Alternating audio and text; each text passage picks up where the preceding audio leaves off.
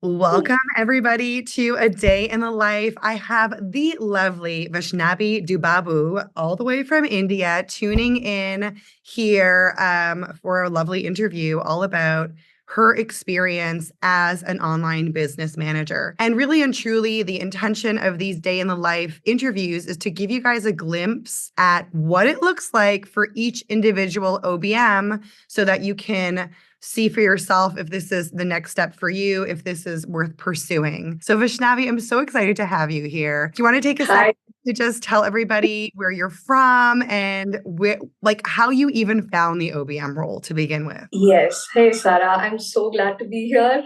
Thank you for this. It's a lovely opportunity. Yes. So I am Vaishnavi. I am based out of India, running a global business now, working with clients all over the world, especially from the UK. So to start with, how did I find the OBM role? I am an architect by education. The planning bit has always been there with me, especially the pandemic, as it was like the turning point for everyone. I was very interested in the mental health field, the neuroscience, the trauma bit. So I've always known that there was something missing in my architecture bit. So I was like, you know what, let's take a break here and figure out what I like more and things like that. So I took a year and then I had an incredible opportunity to work with a service provider who's a somatic experiencing practitioner who also runs a global business based out of India, like in the same city. So I just hopped on to work with her. I just wanted to work there for 6 months to figure out. Then I happened to love the job, love the work that I did. And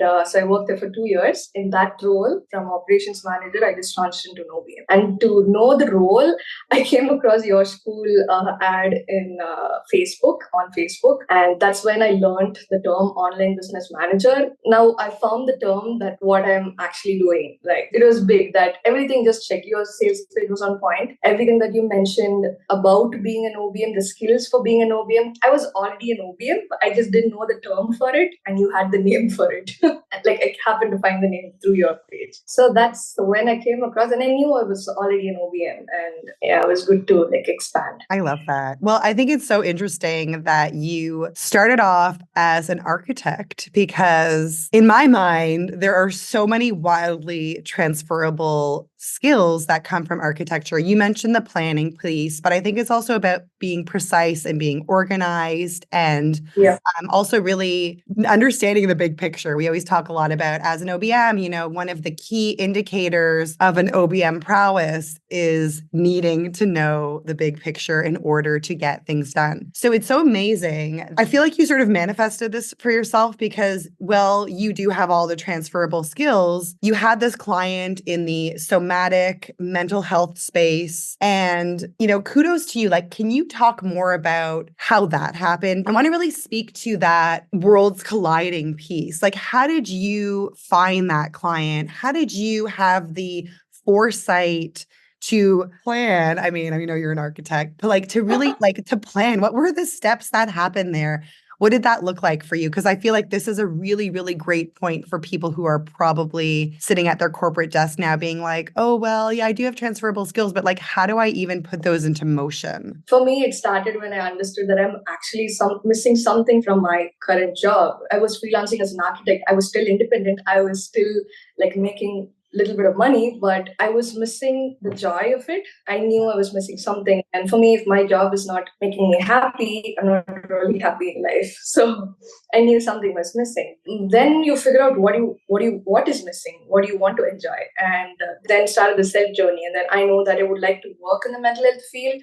But people start there and they straight away go to becoming like, I want to become a therapist, I want to become a psychologist. But not everybody can become that. If you can, that's great. But there are other ways to work in the impact industry rather than just directly being in the front end. So I figured that out pretty much earlier that I don't want to become a psychologist, but I would like to be in that around that business. So I was just looking out, and you just have to put yourself out there, and Yes, like there are thousands of opportunities for you there. I just put myself out there, and people are always hiring. So this my ex-employer, she was hiring on Instagram. You will not imagine she was hiring, and she's a quite famous person here in South India. I think you just have to be aware of your skills, soft skills, hard skills. You just have to be confident that you can learn anything that comes up. When you're an architect, I know that I'm good at planning. I know I'm a very big picture person. I know tech. You need tech. Like we've invested thousands of dollars on laptops, good laptops. So I was confident, and so I just like messaged her saying, "Hey, I'm interested in this my resume," and we got on a call. And it's just mostly if you're just yourself and you put out there your personality and what you're capable of, people will just find you. Her, in a way, she understood whatever she wanted. I was there. I'm independent. I can figure things out by myself. There's no micromanagement needed. And she was also looking for someone who is in a different career. So it just worked out. And when I started, I just started with a little bit of confidence, but I was also given a really good space to figure anything out. Like we did like 2, 3 little tech shifts. No one had to teach me any softwares. I learned it by myself. Was it We hard to used learn it by yourself? Was it hard to learn the No, softwares? No. no, you find your people, like That's right. you find the people you like working with, then everything will just follow. All the CRMs, project management tools, almost they're the same. It's just there are thousands and thousands of tutorials out there on YouTube. You just learn 2, 3, and then you like opt for the trial version for it and just play with it for 2 weeks, and you'll be done. You'll be a pro in a month. Exactly, that's right. I think so many of our listeners and so many people who especially join us for OBM week, when we have our live promotions and stuff for those free events, a lot of the new fresh OBMs are oftentimes concerned about maneuvering and managing all the tech. So I just want to really reiterate what you said here, that everything is possible. You can learn anything. And as long as you are with an open mind and an open heart, and none of this technology is complicated.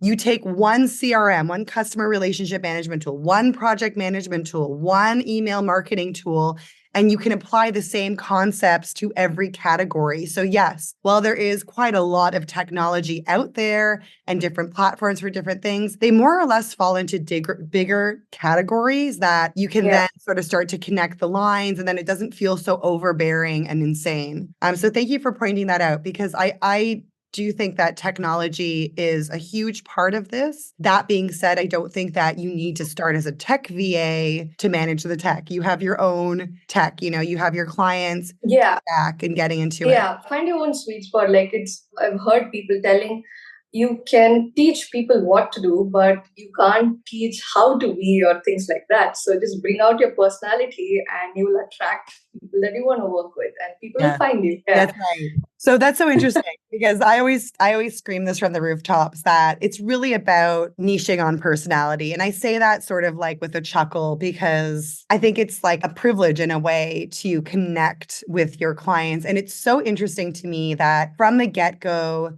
as a career woman, as a professional, you knew that you needed to make a personal connection with this potential client, that, you had a greater scheme for yourself. And I really want to point this out because, again, the reason why we highlight the day in the life OBM journeys is because everybody's different. You actually started your OBM journey as an employee, and that's not very common. So tell us more. I want to really dig into that because this is for those of you listening being like, oh, it's one all or nothing or X and Y. Like, no, you can transition in a way that works for you, like Vaishnavi did. Yeah, 1 year into that operations manager job, I knew I was doing more. I knew I was doing something different. I was also supported by my employer. So yeah, I found the role and I was already an OBM there. And I had 2 years of experience, and then I was like, ready to scale. So, and I needed a platform to perform. Like, I know you can figure things out by yourself, but it comes to, are you spending time? Do you want to spend time or money? Because time is money. I remember some of our first conversations, and I love that you were coming from that stable, okay, yes, I have this employee who gives me X amount of hours, but I'm also very attuned to growing the entrepreneurial side of me. Like that was, I think, the plan from the get-go. So you had a very, very clear plan. You found this very, very ideal client who was looking for an employee, and you worked as an employee for about 1.5 years, and then the relationship started to evolve. You started to have these open, honest conversations with her about your development. Tell us what it looked like going from employee to contractor with that particular client? So I wanted a clear boundary. So 1.5 years into the job, I knew I wanted to scale up. So that's when I invested on the course. So that's when the decision to whether take more money, take more time and figure it out by myself, or invest in a really good course that offers you. We'll talk more about that at the end. I wanted community and I wanted all sorts of support. So that's when I invested on the course. So I was on the course by the time I was wrapping up my employee-employer relationship with my amazing boss. You really need a good employer to give you the space and time to figure things out. I was around people who are amazing entrepreneurs. So I had the space to make mistakes and also learn. Like it was just not figuring out tech or just not managing the team or not just taking care of the projects. It was also strategy, and we used to strategize on Blackboard, and I was already leading and I was supported with that. So thanks to her for that. But I was very clear that as I was I think probably 3 months into the OBM school, I was clear that I wanted to resign as an employee properly and then start my own OBM business called The Planned Way. I started 2024 Jan. There was still a space for me to collaborate with her as another business owner. And then she was launching a really good program, a cohort program. She wanted my help. We just got on a call and I told her these are my rates and this is what I'm doing right now. She already knew I was in the OBM school. And I said, yeah, it's just not really about the course. It's about you have to know the market. You have to know, for example, I was not very sure about the market price globally. Of course, I knew about my Indian rates, but what about the global rates? I knew I wanted to work beyond my borders. Why not? Time zones was never an issue because I was already around an employee was running a global business. So why not? So it was just not about the skills. It was about the community, the network, the incredible resources that I was provided with. The OBM school had answers to all my questions. When you're starting out, when you're transitioning, you'll have questions like, how much do I charge? Should I even sign a contract? Or what should I put in the contract? How long should this project be for? Should I take this client or should I not take the client? There are multiple questions. And when you're starting out, you will feel very lonely. And when you're already an entrepreneur, I'm in my mid-20s and I have only 3 or 4 entrepreneur friends around my age. But it's also very important to be around entrepreneurs or even in the same field. There's no competition, but to just do the same journey, go along the same journey together.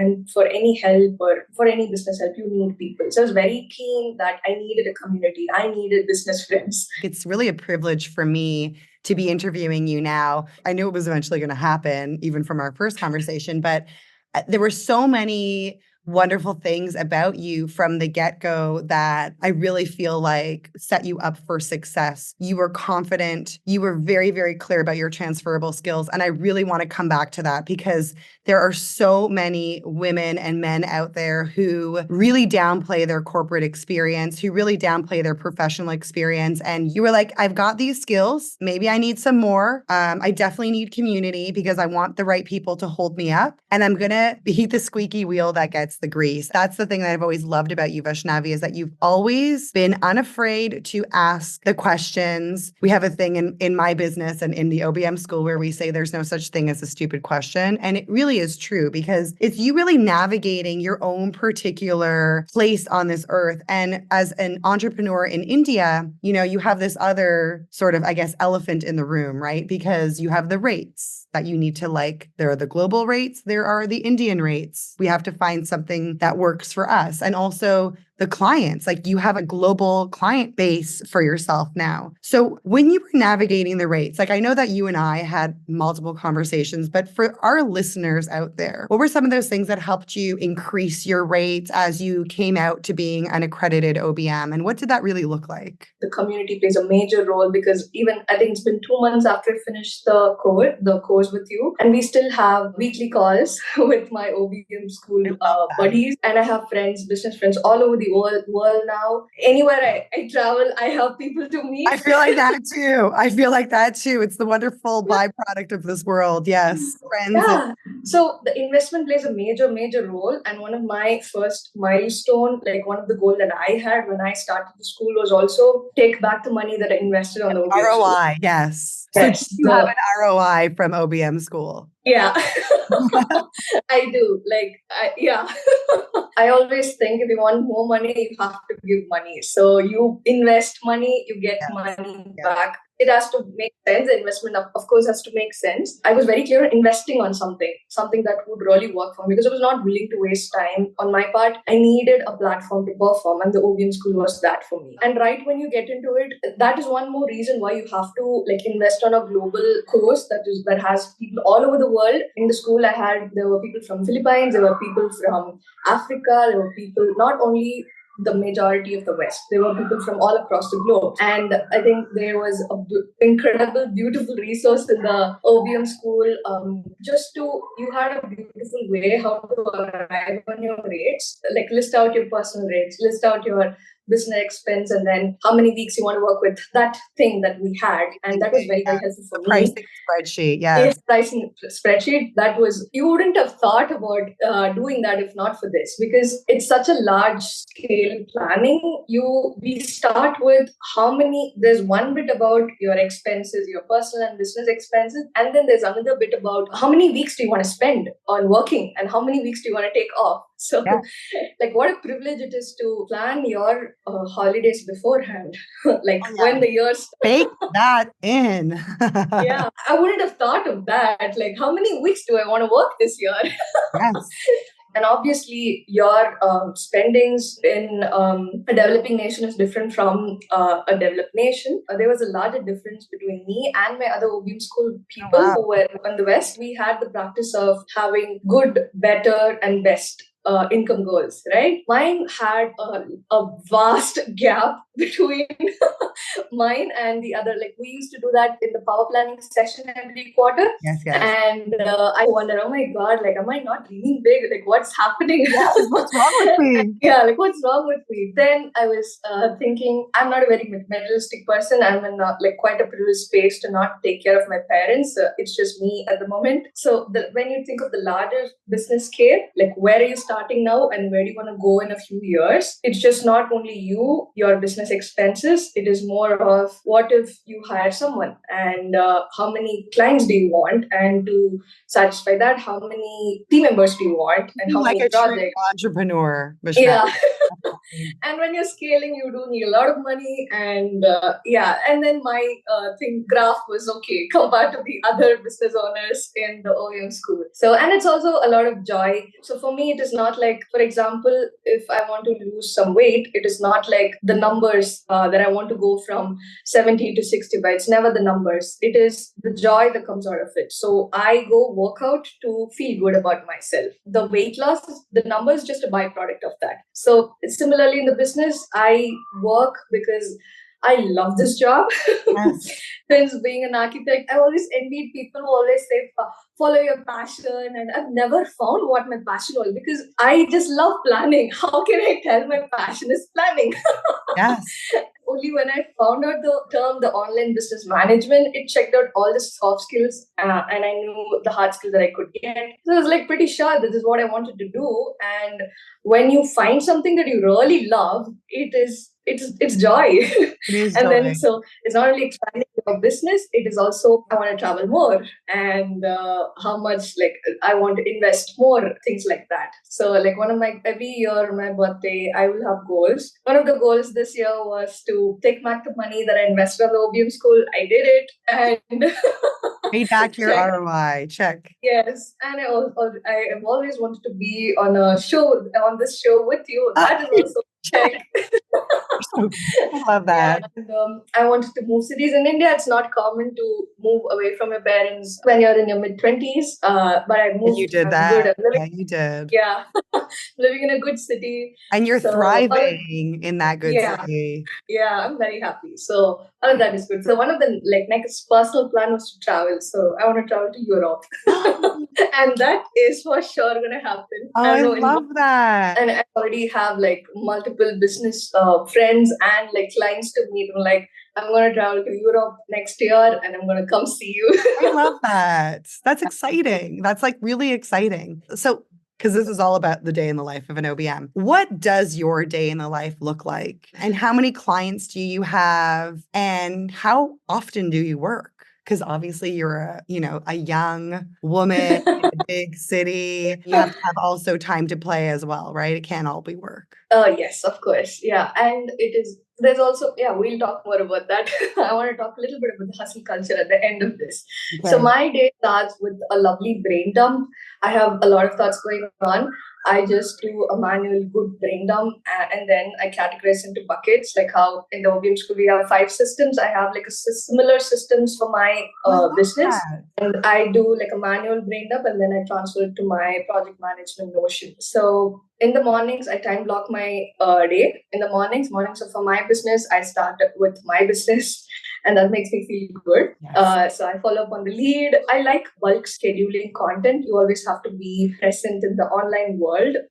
So Yes. it's easier. I'm not always creative to write content every day and then post. So I rather, whenever idea comes up, I put it in a content repository and then I bulk schedule it. So my content always goes like I've scheduled it 2 months in advance. Good for And you. yeah, I just check every day how it's going and all of that. And if any systems are there, if I had to follow up on a client or any email things that missing, I do all that, my business work. And then after a lovely lunch, it is the afternoon slump. That's when I schedule all my meetings. Most of my clients That's are from the very smart. when I'm talking, I can't sleep. So I love my clients. One thing is very important. You should love working with the people that you are, people who are hiring you and who your clients. I have meetings and then I work on my clients, afternoon to evening blocks of my clients' business. So I work with 2 retainer clients, so 20 hours for each of their businesses. And then I love doing projects. So I do like a 30-day project. So Nice. 2 to 3 projects. So it's good money. You finish a month and then if you really love the client, you can offer the retainer slot. Yeah. If So not, the dating project that we encourage our students to leverage, what do you particularly do in those dating projects? I'm not a generalist OBM. I like to lead with tech. So I do a tech stack review. Nice. So I do like a mini call and I lead with tech. Obviously, people need help with tech always. I work with 2 kinds of businesses. One is a business that's already established, who has all the systems in place and they're looking to scale. Like probably they're launching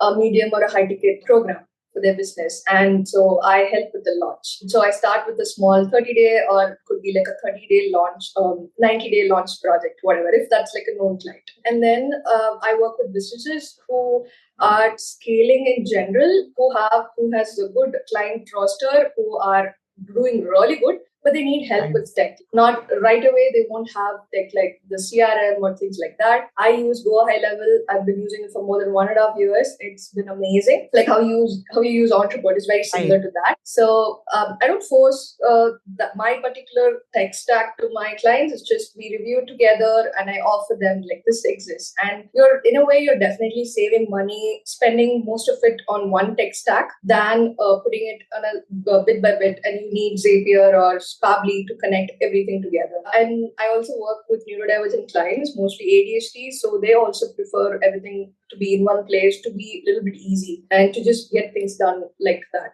in a very quick way. And Go High Level helps with that. So just show them and if they're okay, I do like a CRM setup for a 30-day project. And it works well. You charge good money also for that. Yeah. So you've got your 2 retainer client, you do your projects every month, and you're very content with the amount of money that you're making every month. And that's working. Yes, it's definitely working. I kind of close my day like by 6 p.m. I work probably maximum 6 to 7 hours a day. That's all. And I was working more than 12 hours. Yeah. And if you check is even worse than that. Like I know I have So you're working half the amount of hours and making how much more money than in your corporate job or in your architecture job? I am making probably 3 to 4 times more. 3 to 4 times more than your architecture and position. It's a big privilege and a freedom to do that. half the amount of Yeah, time. yeah, that is a lot. When That you pay it out, it is okay, a lot. bye. And that was it, guys. Bye. That's Yeah. incredible, Vaishnavi, because I think it's like, it's really amazing how we are made to believe and think that you need to have a corporate job, you need to work a 9 to 5, you're never going to make more money. And obviously, there are sacrifices. You needed to take a step down to take that step back up again. But I feel like even in doing so, by taking that employment position with your soon to be OBM client, I just want to point this out because a lot of times I speak with OBMs who are interested or people who are interested in becoming an OBM, and I will ask them about their corporate job or if there's any sort of semblance or indication that perhaps you can move your employer to a contractor role. People are like, wow, I never even thought about that. So I'm putting that out there into the universe because you really do need to think outside of the box to be really successful as an entrepreneur, both in your own business and for your clients as well. So thank you for pointing that out because it really does inspire me and I'm sure inspire many listeners here to believe that, wow, if I can make 3 times what I made as an architect, being an OBM and working half the amount of hours, wow, like how great is that going to feel for me? And you could work more hours, you could take on more projects. Yeah, that's the plan. Right now, you scale when you feel more comfortable to Right. scale. Like now, I'm in a good space and I want to travel more and all of that. Right. I do have like a larger big picture plan where in the future, I know definitely like I will get more clients and I do want to scale up because before I start a family or something. Yes. So then I would really want to hire. I am definitely not a pro solopreneur. I'm a definitely pro A team team. gal. Yes. I love working on a team with the team. I am looking, hiring is one of the difficult things, but I do want to scale up in the future. Like probably, let's see, within 6 months or a year, I will be hiring VAs or social media managers or whatever for my team, and I'm going to scale up big time. That is needed. Good. Like after a certain point in your business, you really can't sustain alone. You need I know it people. does. It's so funny because yeah, I mean, I do remember that moment where even in my own business, I was so happy about being a solopreneur at the beginning. And then I was like, wait a second, I don't want to do all of those things. And I miss that team aspect. And as somebody who's very introverted and behind the scenes and lone wolf, yes, guys, that's the truth about me. I was like, oh, I don't need anybody. I can do this all on my own because that's just my personality. And I think about my team now and our agency and the associates that we work with from our accreditation group of students. And I'm just like, you know what? This is the best thing. Yeah. This is really amazing. Yeah, I knew right when I had my first client, when I was doing the launch project. I had like a family emergency and I had to travel like when my client had like a free webinar. You always need a person. It could not be you. If I had like a team member, I could have had like my PA or one of my team member to be there on the call just to take care, just to make sure things are well.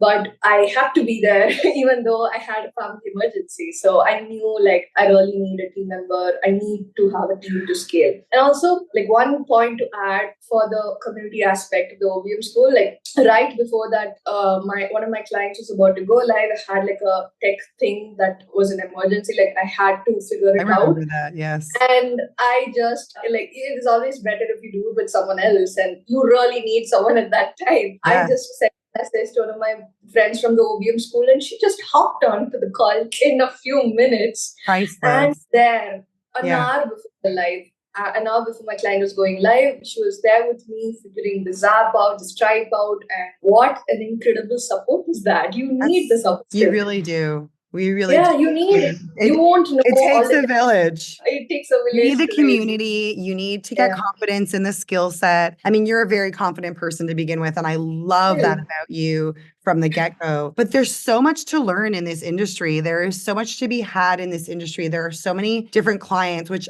brings me to my next point that I wanted to ask you. When you were speaking about your day in the life and having to retainer clients and these tech staff projects coming through that you use to screen the clients to decide if moving on to a retainer is good for them, where are you finding clients?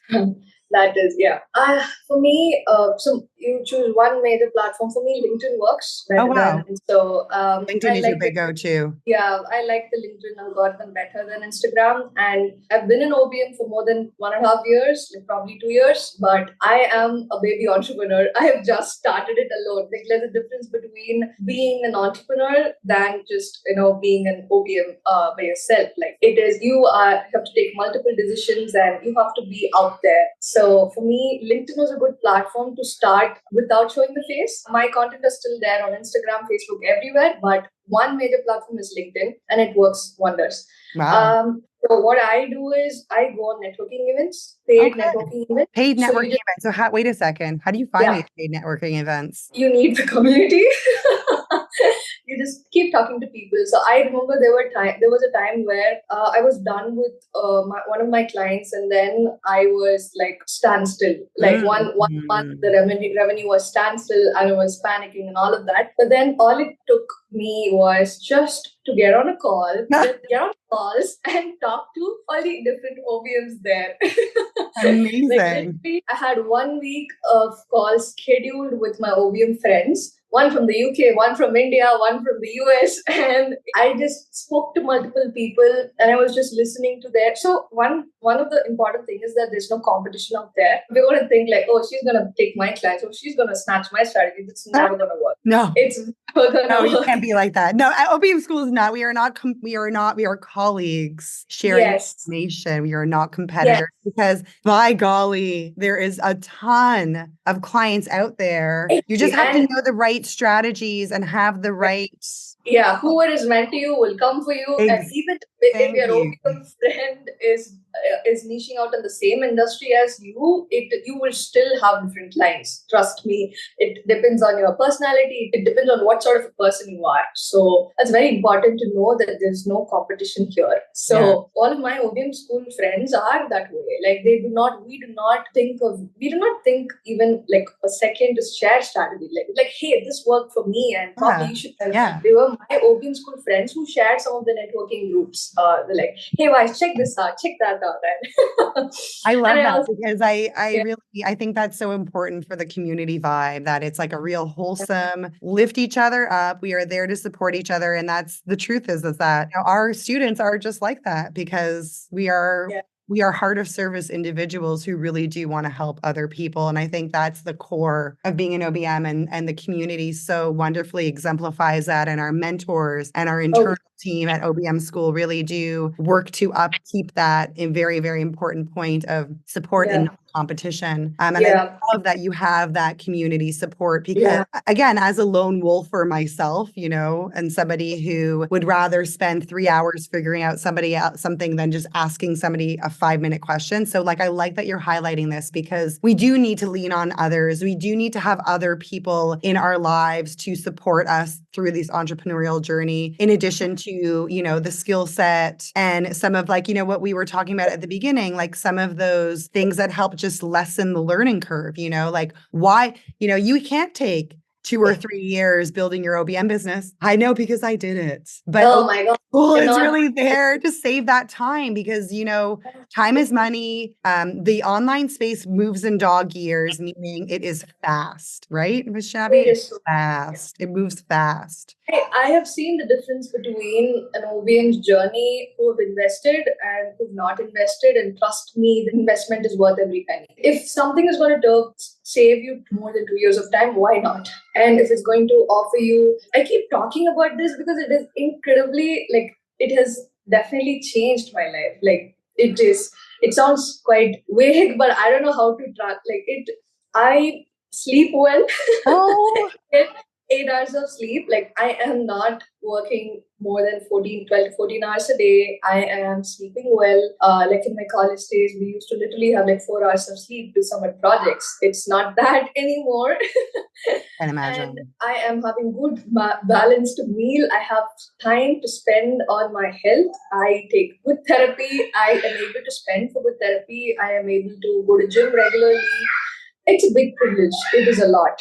I love that. And yeah, it feels like simple things, but it is No, a this lot is of, life, but life is the simple things. This is what makes up yeah, life. Sleeping yeah, well, getting paid well, having work-life balance, being able to invest in your self-care. These are, in my opinion, yeah. the And things that will help you live a long, healthy life and yeah, also set the right example, right? Like I don't know what your plans are, family and life, but you are setting yourself up for such a long term you're young still. And I was also in my mid-20s when I found the Olympics. So high five to us. High five to yeah, us because I always say, like, I wish I would have found this when I was in university because I was working as a waitress making little money. But I can also say that for people in their 50s and 60s who are also listening to this and thinking, have I missed my mark? And, obviously it's everybody's own journey and everybody's own peace of mind. But I think when you can, at any age, really recognize your transferable skills, know why this needs to work for you. I'm not romanticizing or putting down, counting less the entrepreneurial life. I know it comes with its own thing. I'm living it right now, so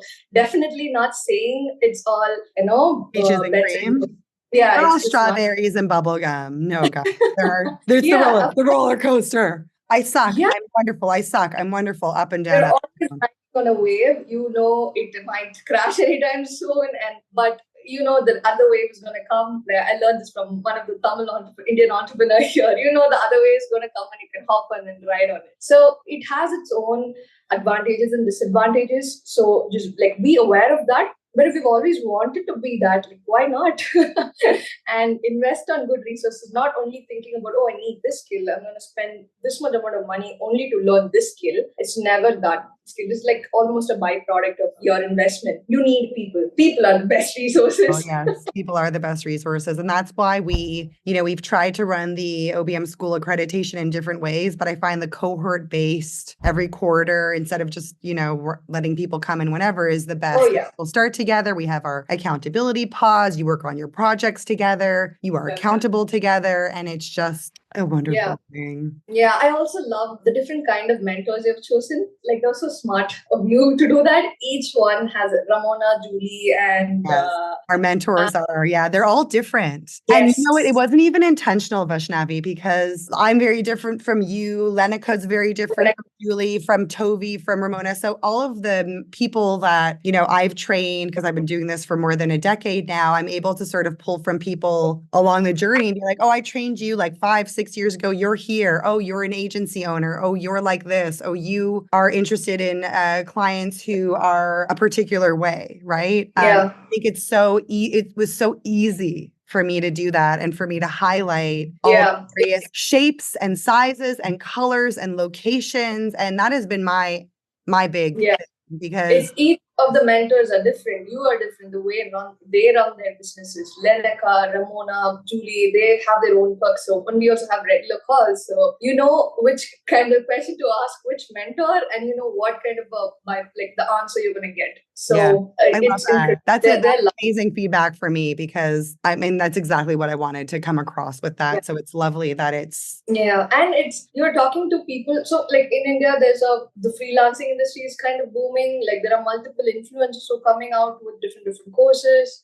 Like make sure you're investing on things that people who've already created things. People are already business owners. So I invested on OBM School because you were already an OBM for like more than 10-15 years, and you did what I wanted to do, and you scaled your business. So whenever I talk to the mentors, they also started from zero to where they are now, where I want to. So I know, and each of them had their own way of getting their first client. Each one had their different journey, and you pick one from that for, and it just goes from there. And your client, your friends also, OBM school friends, they also had one will be transition from BA to OBM. Like we have people transitioning. I'm an architect transitioning to become an OBM. There are chefs who are transitioning. I know, it's crazy. Yeah, doctors, lawyers, we've had all the people in this program. Yeah, so you get to know each one's journey, and people have done it. It's not some like a marketing strategy going on. It's people's journey. Even this video is my journey, and it is very important because it is not many people know that there's this opportunity to live where you are and earn in a different currency. Like I know it's a dream for many people. So Right. I'm just putting out there that this option exists to all the people like me who are not from the West. And if you are someone who has always wanted to become an entrepreneur, knowing, so you have to be logical, okay? So when I started my business, you need your people's support. I definitely had the privilege and my parents' support. I started in a way that I will be revenue less for a year. And then I jumped into this. So yeah, it is big. It was planned. It was calculated. Of course it was. Yeah. Protect. Vaishnavi, it is always a pleasure to catch up with you. Now, many of our listeners here today probably want to know how they can work with you, or if they are an OBM or wanting to become an OBM, probably want to check out your site and do their research. And again, like you have been mentioning this whole time, be inspired by the people around you. How can they learn more about working with you? My LinkedIn profile, we will put it in the description. Yeah, I'll put the LinkedIn profile in the description. And my business is called Planned Way. So it's www.plan.com. You can send me a message on LinkedIn, or I'm also on Instagram, obm.plannedway.obm. Yeah, so that's where you can find me. Thank you, Vaishnavi, for being here today with me and for taking the time to share your day in the life, your unique journey, and to inspire future generations of not just OBMs, but online support professionals. Yes, thank you. Thank you, Sarah. Thank you for this wonderful opportunity. I hope this was very helpful.